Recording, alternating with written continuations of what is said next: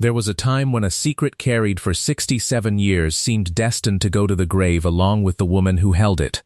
But what 85-year-old Willa Mae Simmons confessed on Family Feud that afternoon would prove that some truths refuse to stay buried forever. When Steve Harvey looked at her and said two simple words, the entire studio would never be the same. Willa Mae Simmons was 85 years old. For 67 years, she had carried a secret so heavy that she had never once, in nearly 7 decades, spoken it out loud to another living soul, not even to the family who thought they knew everything about her. Willa Mae grew up in rural Alabama in the 1940s, the daughter of sharecroppers who worked land they would never own. She was the second of 9 children, raised in a 2-room house with no running water, taught from the earliest age that survival came before almost anything else, including, sometimes, feelings. At 17, in 1959, Willa Mae found herself pregnant, unmarried, and terrified, in a time and place where such a thing could destroy a young woman's entire future and bring shame down on an entire family. The father, a young man named Thomas who worked on a neighboring farm, had already left the county before she even worked up the courage to tell him, headed north chasing factory work, and as far as Willa Mae ever knew, never once looking back. Willa Mae's mother, upon learning of the pregnancy, made a decision that Willa Mae was never given any real say in. She was sent to stay with a distant aunt in Georgia for the final months of her pregnancy, hidden away from the community, and arrangements were quietly made, through a local minister who handled such matters discreetly in those days, for the baby to be given up for adoption to a family the minister knew, a childless couple from a nearby town who had been praying for a baby for years. Willa Mae gave birth to a baby girl in the spring of 1959. She was allowed to hold her daughter for exactly 1 night before the minister came the following morning to take the baby to her new family. Willa Mae named her in that single night, quietly to herself, though the name was never recorded on any official paperwork, and the adoptive family would go on to name the child something else entirely. She called her Grace, because in that one impossible night, holding her daughter for the only time she ever would, it was the only word Willa Mae could think of that came close to describing what she felt. Willa Mae returned home to Alabama a few weeks later. Her family never spoke of it again, not once, treating the entire pregnancy as though it had simply never happened. Willa Mae married a good man named Robert Simmons 2 years later, a marriage that lasted until his death 40 years afterward, and together they raised 3 children, and eventually welcomed 9 grandchildren and, by the time of this story, 4 great-grandchildren. Willa Mae built, by every outward measure, a full and rich family life. The years following her return from Georgia were, by Willa Mae's own private reckoning, some of the most disorienting of her life, though nobody around her ever noticed anything amiss. She threw herself into farm work and church activities with an intensity that her own mother eventually remarked upon approvingly, mistaking Willa Mae's need to stay perpetually busy for simple diligence rather than what it actually was, a desperate attempt to outrun a grief she had no permission to acknowledge, let alone express. She attended Sunday services every week without fail, sang in the church choir, helped organize the annual Harvest Festival, and to every outward observer appeared to be simply a hard-working, cheerful young woman moving forward with her life exactly as expected. Robert Simmons courted Willa Mae for nearly a year before she agreed to marry him. And though she came to love him deeply and sincerely over the 4 decades of their marriage, she carried a private, persistent guilt about the secret she kept from him from their very first date until his death 4 decades later. She told herself in the early years that she would find the right moment to tell him, once they were more established, once the timing felt safer. But no such moment ever arrived that felt safe enough, and as the years accumulated, the secret grew heavier rather than lighter, until eventually it felt entirely impossible to introduce into a marriage that had, by then, been built for decades on an assumed foundation of complete honesty. Willa Mae raised her 3 children, 2 sons and a daughter, with the same fierce, protective love she remembered from her own mother, though she was determined, in ways she rarely articulated even to herself, to never let her own children feel the particular kind of shame she had been made to feel at 17. She never spoke harshly to her daughter about matters of the heart the way her own mother once had to her. She made a quiet point, throughout her children's adolescence, of telling each of them that whatever mistakes they made, whatever trouble they found themselves in, she would always be there to help them through it, rather than sending them away to hide it. But she never told her own children they had an older half-sister somewhere in the world.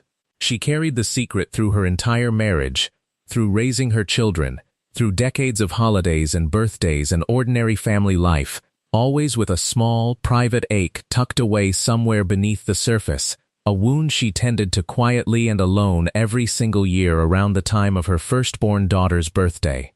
A date she never once forgot despite 67 years of silence. Every spring, on that particular date, Willa May would find some private moment, often under the guise of tending her garden, to sit quietly by herself and think about the daughter she had held for only one night. She never marked the occasion with any outward ritual that anyone else might notice. No candle, no cake. Nothing that might draw attention or invite questions she wasn't prepared to answer. She simply sat with the memory, allowing herself that single day each year to grieve openly, if only within the privacy of her own mind, before folding the feeling carefully away again for another 11 months. Willa May's granddaughter, a woman named Tanya, was the one who convinced her grandmother to appear on Family Feud, part of a family team assembled to celebrate Willa May's 85th birthday with something fun and memorable. "Grandma, you've never done anything like this in your whole life," Tanya said, laughing during the planning. "Let's give you an adventure for your birthday instead of another cake you don't even like all that sugar in." Willa May, who had grown more sentimental and reflective in her final years, agreed readily, though she privately wondered, in the weeks leading up to the taping, whether the excitement of the occasion might finally crack open the careful composure she had maintained around her secret for nearly 7 decades. She was right to wonder. In truth, Willa May had been thinking about her secret more and more in recent years, an accumulating weight she found harder to carry with each passing birthday.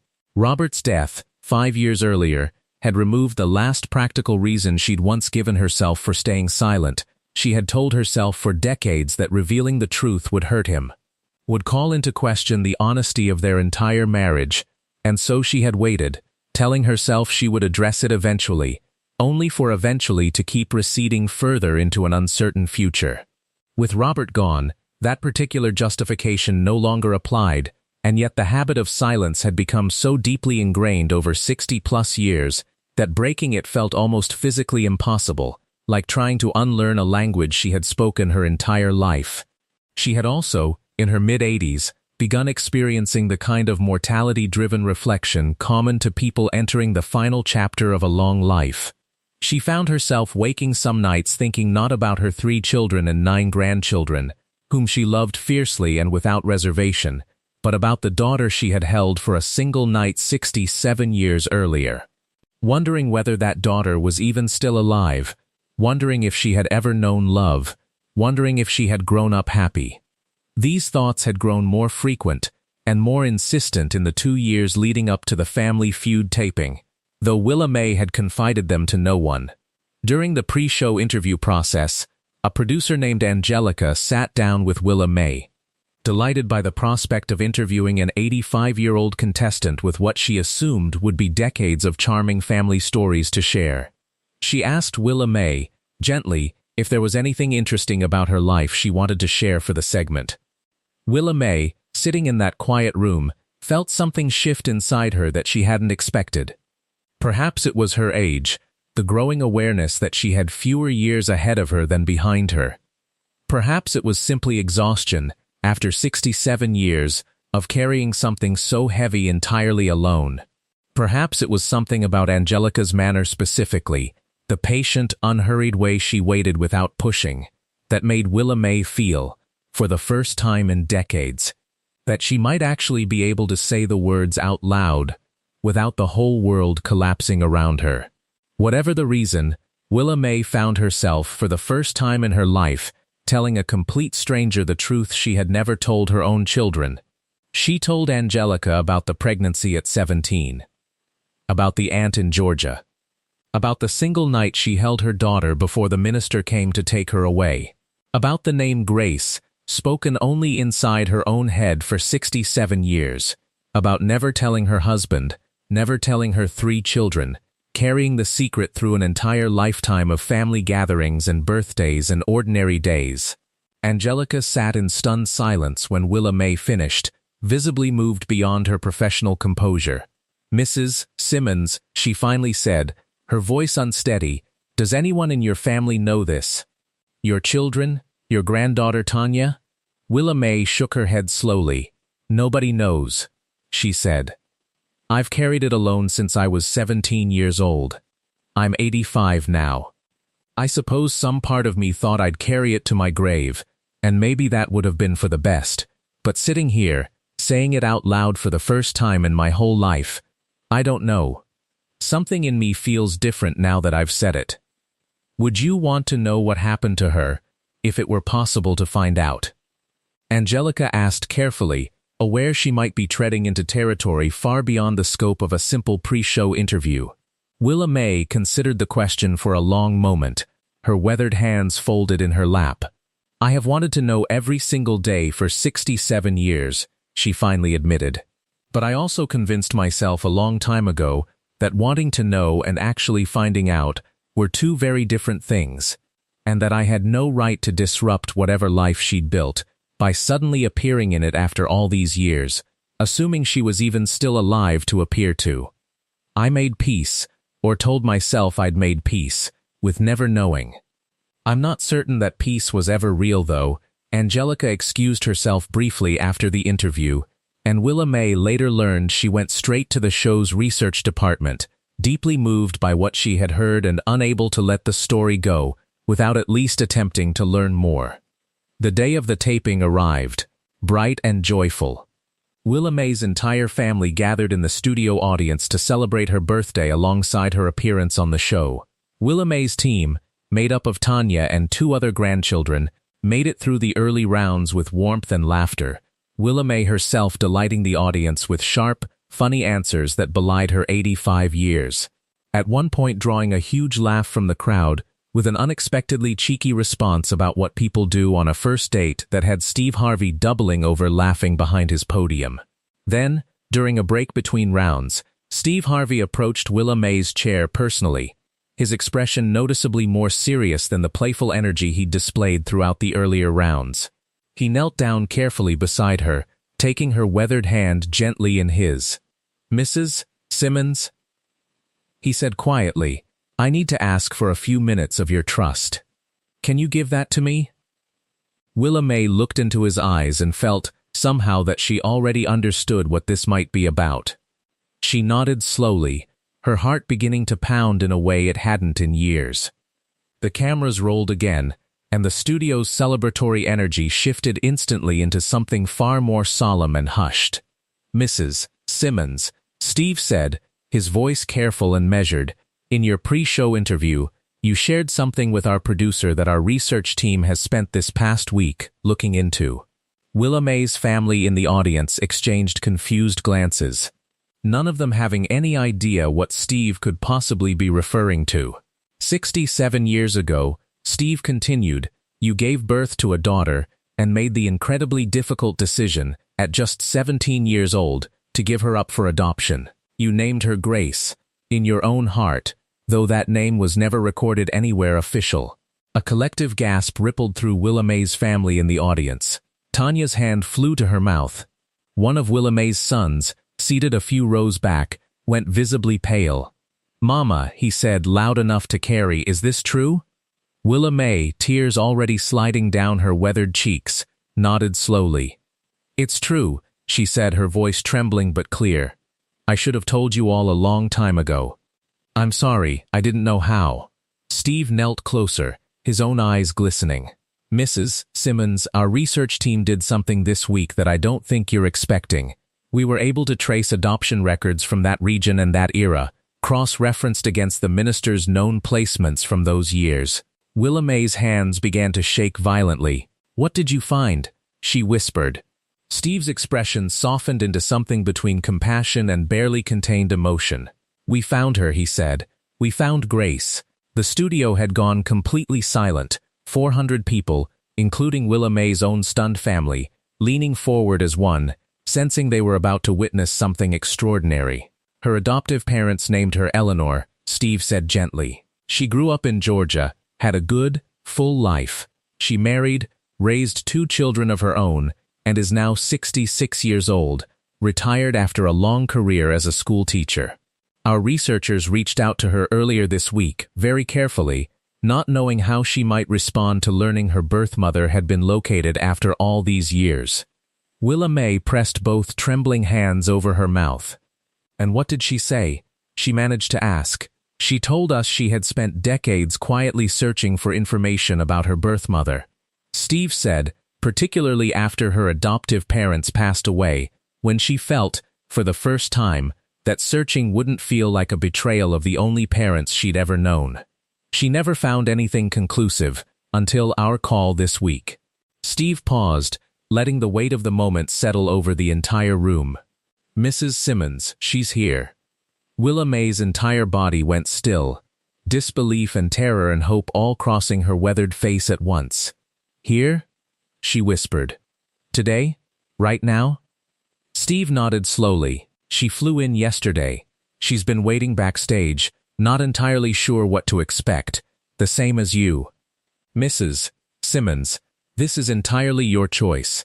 If you want her to come out, we'll bring her out right now. If you need more time, we understand completely. Willa May looked out at her family in the audience, at her son who had gone pale, at Tanya crying openly beside her, at decades of a family who had built their entire understanding of who Willa May was without ever knowing this single, defining chapter of her life. She thought of the one night she had held her daughter, 67 years earlier, and the promise she had silently made to herself that night, that even though she couldn't keep her, she would never stop loving her. Bring her out, Willa May said, her voice barely audible but resolute. I've waited 67 years. I don't want to wait one more minute. The curtain parted, and a woman in her mid-60s stepped through slowly, silver-haired, dressed simply, her hands clasped tightly in front of her, tears already streaming down her face. She stopped several feet from the stage, her eyes fixed on Willa May, searching the elderly woman's face for something she had wondered about her entire life. Grace, Willa May breathed, the name escaping her lips out loud for the very first time in 67 years, spoken to the actual woman it belonged to rather than only inside her own private memory. Eleanor's face crumpled at the sound of that name. Nobody has ever called me that, she said, her voice shaking. My parents told me, when I was old enough to understand, that I had been adopted. But they never knew what name my birth mother might have given me, if any. Hearing you say it just now, I don't know how to explain what that feels like. Willa May rose slowly from her chair, Tanya rushing to steady her elbow, and made her way toward Eleanor with the careful, deliberate steps of a woman in her mid-80s, determined not to let her body fail her in this singular moment. I held you for one night, Willa May said, her voice breaking apart. Just one night, before they came to take you away. I have thought about that night every single day for 67 years. I told myself I would never forget your face, and I never have, though I know now, seeing you, that the baby I remember and the woman standing in front of me are not quite the same person, and I have missed every single day of you becoming her. Eleanor closed the remaining distance and wrapped her arms carefully around the elderly woman, both of them sobbing now, the entire studio in tears alongside them, including Willa May's own children and grandchildren, who were witnessing this reunion with the added complicated weight of also discovering, in this very same moment, that they had an older sister and aunt they had never known existed. Why didn't you ever tell us? Willa May's son called out from the audience, his voice a mixture of grief and confusion, though not unkindness. Willa May turned toward her family, still holding Eleanor's hand tightly. Because I was 17, and ashamed, and the world I grew up in told me that shame should stay buried and silent, she said. And then years passed, and the longer I stayed silent, the harder it became to imagine ever breaking that silence, until eventually it felt like the secret had become bigger than I was, bigger than I knew how to overcome on my own. I am sorry I never gave any of you the chance to know your sister sooner. That is a regret I will carry for whatever years I have left. Tell us what that night was like, Tanya said gently, moving closer to her grandmother's side. The night you had her. What do you remember? Willa May closed her eyes briefly, as though summoning a memory she had guarded so carefully for so long that pulling it back into the light felt almost physically difficult. I remember the hospital was cold, she said slowly. I remember a nurse who was kind to me, kinder than I expected anyone to be toward a scared 17-year-old girl with no husband and no ring on her finger.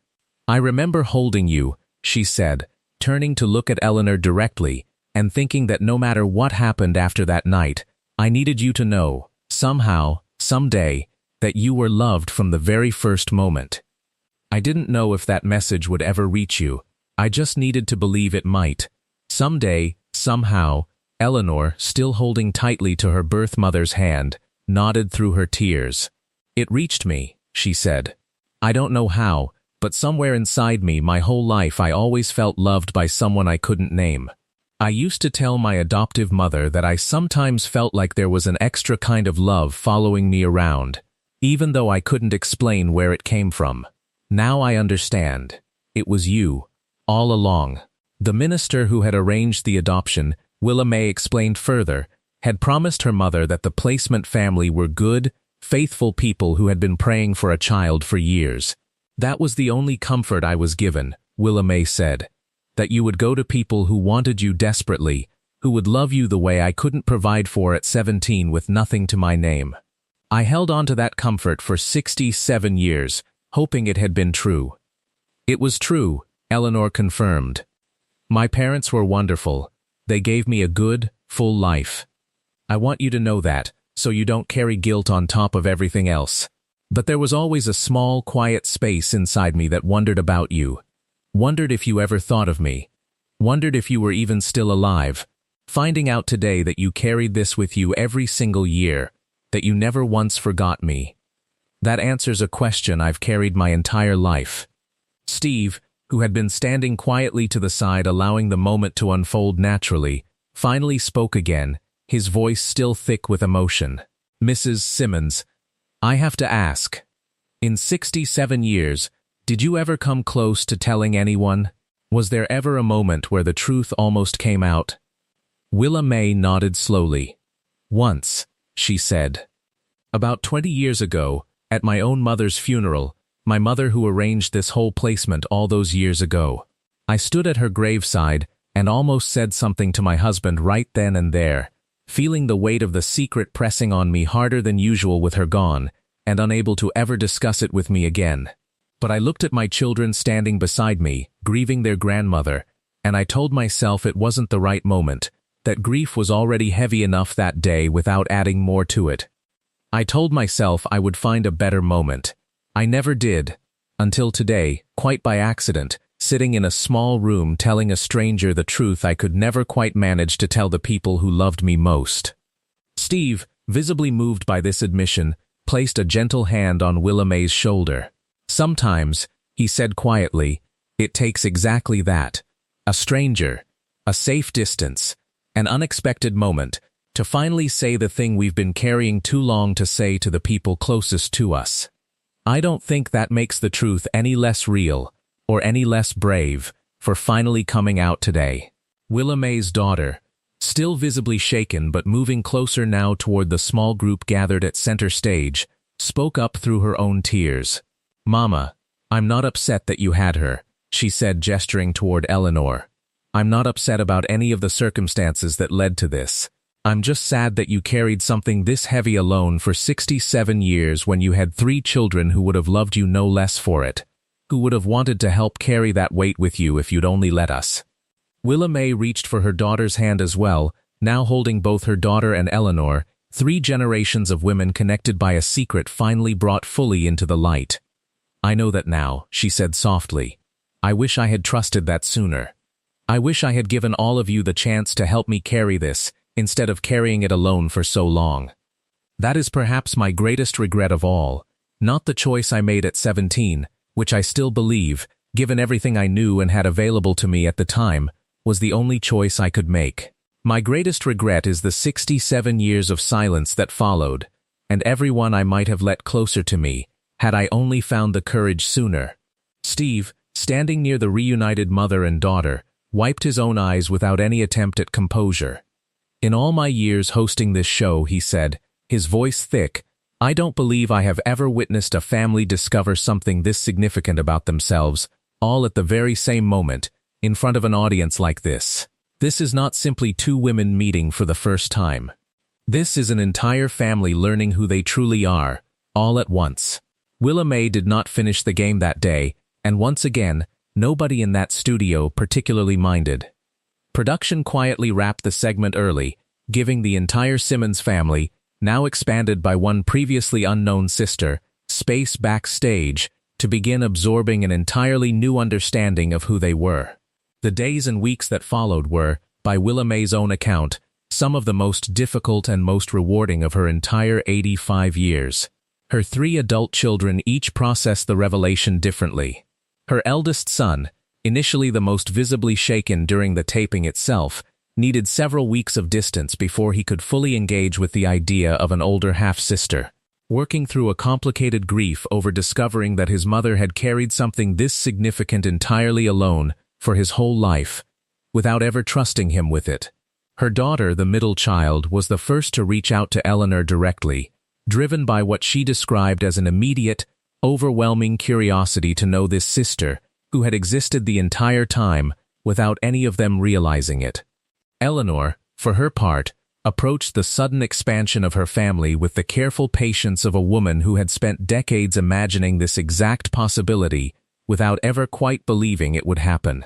She had grown up, she explained during a long conversation with Tanya in the weeks following the reunion, always sensing there was a piece of her own story missing. Even within a happy and loving adoptive family. My parents were wonderful, Eleanor said. They gave me everything a child could need. But there was always a small, quiet question sitting underneath everything. A wondering about where I came from, who I looked like, whether anyone out there ever thought about me. Finding out the answer, even at 66 years old, filled in something I didn't fully realize was still empty. Willa May and Eleanor began meeting regularly in the months following the reunion, slowly building the relationship that 67 years of separation had denied them. Willa May, determined not to waste whatever time she had left, insisted on visiting Eleanor's home in Georgia as often as her health allowed.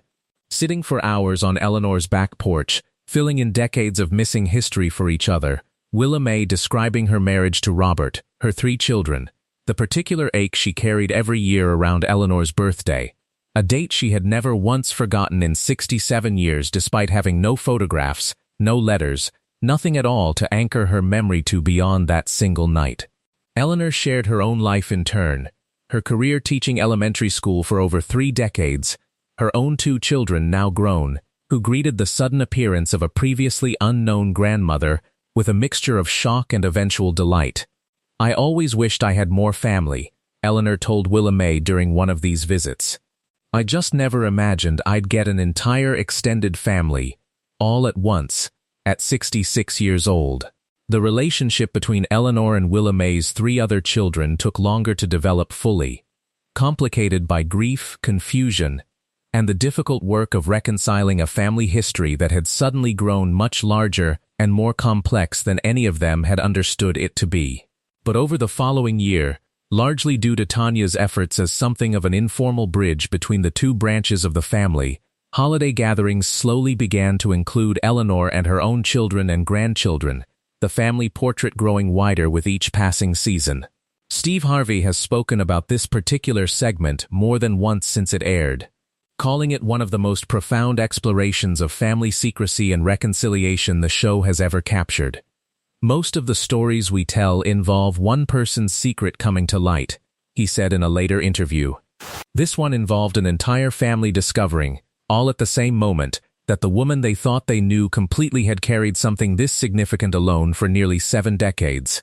It taught me something about how long people can carry pain silently, and how much courage it takes, even at 85 years old, to finally set that pain down in front of the very people you love most. Tanya has since become something of an informal keeper of the now expanded family history, working with both branches of the family to properly document the story for future generations, Willa Mae's original 3 children and their descendants, and Eleanor's own 2 children and grandchildren, now formally woven into the same family tree after 67 years of separation. "I want my own children to grow up knowing the whole story," Tanya said. "Not just the happy parts, but the hard parts too. The shame my great-grandmother felt, the silence my grandmother carried, and the courage it eventually took to finally break that silence, even if it came very late in her life."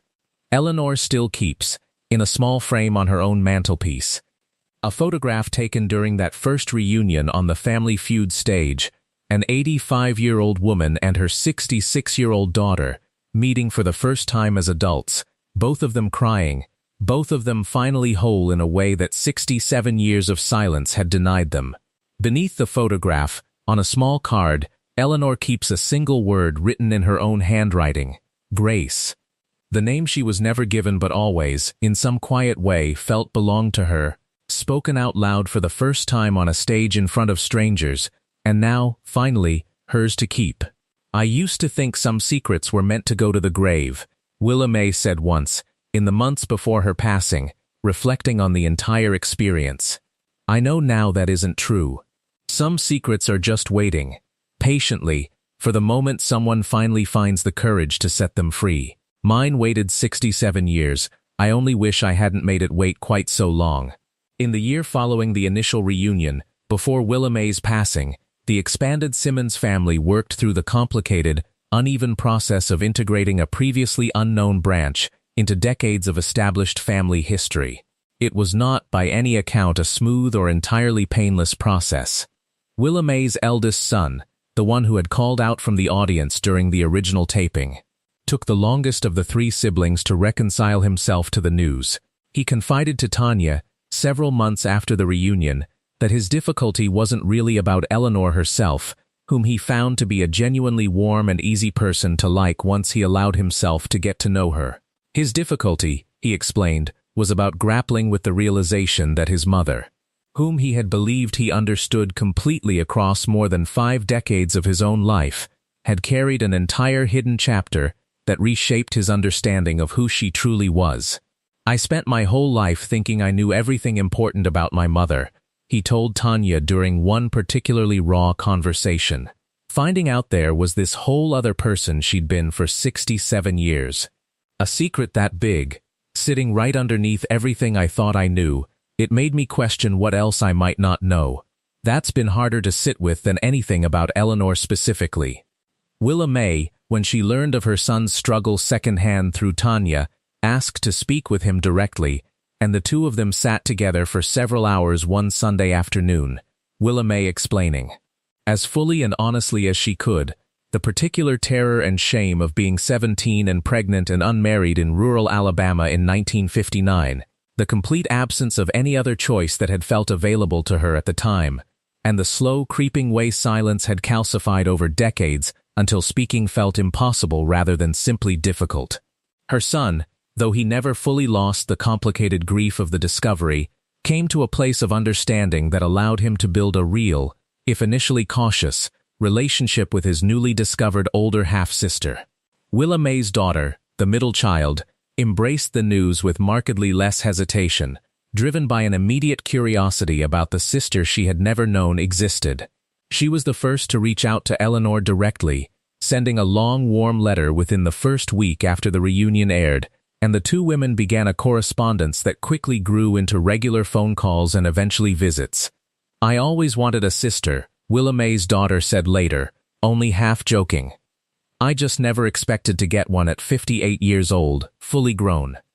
With her own grandchildren already, the youngest of Willa Mae's 3 children, her second son, took a more measured wait-and-see approach initially, neither embracing nor rejecting the news, simply observing as his siblings each found their own path toward the expanded family. He eventually warmed considerably to Eleanor after meeting her in person at a family gathering roughly 4 months after the reunion, discovering, to his genuine delight, that she shared his own passion for gardening, spending an entire afternoon with her comparing notes on tomato varieties while the rest of the family looked on, quietly amused at how quickly the ice had thawed once the two of them found common ground. Eleanor's own two adult children, upon learning that their mother had been reunited with her birth family after 67 years, approached the news with a mixture of curiosity and protective concern for their mother's emotional well-being. Eleanor's daughter, in particular, worried initially that the sudden influx of new relatives might overwhelm or distress her mother, especially given Eleanor's own advancing age. But watching her mother in the months following the reunion, visibly lighter and more at peace than she had seen her in years, Eleanor's daughter's concerns gradually gave way to genuine gratitude for whatever had made this reunion possible. Willa May and Eleanor's relationship, though limited to only 18 months before Willa May's passing, grew remarkably deep in that short span of time. They spoke on the phone nearly every day, sometimes for hours, filling in decades of missing context for one another. Willa May learned that Eleanor had struggled, as a young woman, with a persistent feeling of not quite belonging anywhere, despite her adoptive parents' genuine love and care, a feeling she had never been able to fully name or resolve until learning the full truth of her origins at 66 years old. "It's strange," Eleanor told Willa May during one of their long conversations, "but knowing where I came from, even this late in my life, settled something in me I didn't realize was still unsettled.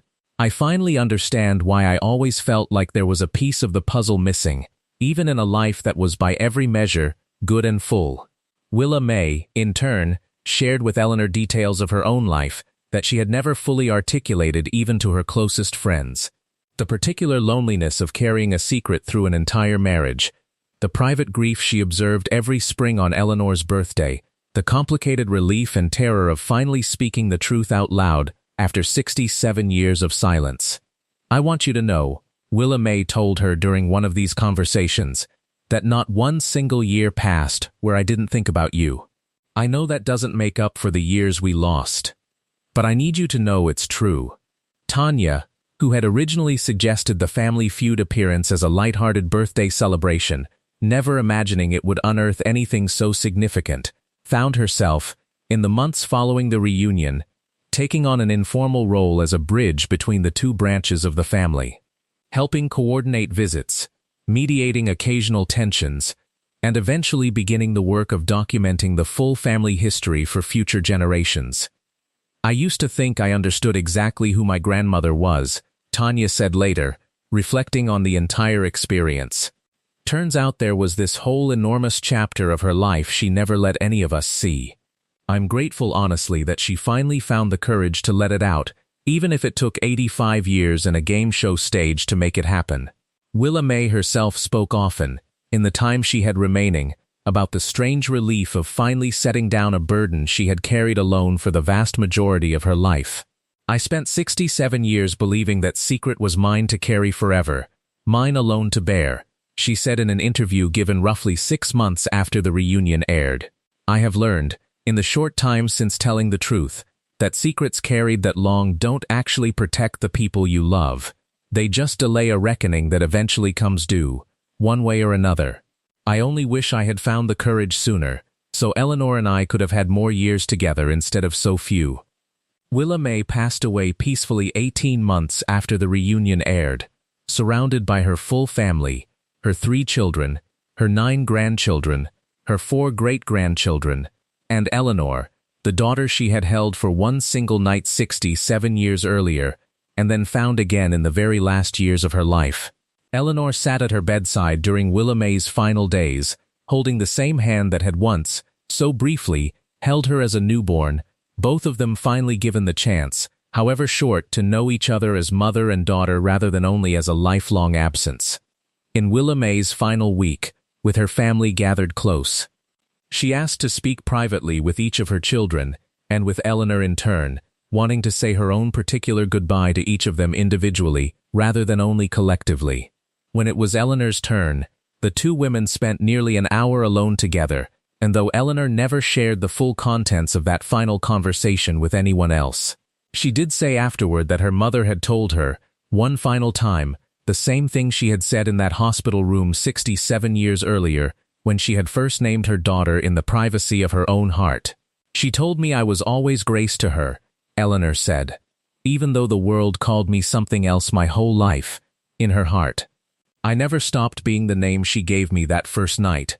At Willa May's funeral, Eleanor stood alongside her half-siblings to speak, something none of them could have imagined possible just 2 years earlier. I only had 18 months with my birth mother, Eleanor said, her voice steady despite her grief. Some people might say that's a tragedy, getting so little time after 67 years apart. But I choose to see it differently. I got 18 months I never thought I would have at all. I got to hear her say my name out loud. I got to know her laugh, her stubbornness, the particular way she hummed while she gardened. 67 years of silence ended, and even though our time together was short, it was real. And it was enough to make me whole in a way I didn't fully realize I was missing.